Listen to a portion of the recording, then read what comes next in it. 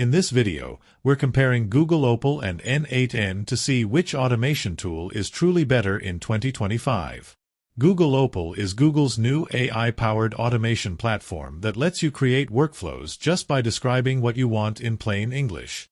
It uses artificial intelligence to build mini-apps, automate repetitive tasks, and connect tools like Google Drive or Gmail without writing any code. It's built for beginners and people who want results fast. You can drag, drop, and tweak your automation visually. However, since it's still in early access, it's a bit limited in advanced integrations and custom logic, making it more suitable for lightweight workflows or quick prototypes. On the other side, we have n8n, a well-established automation platform known for its flexibility and control.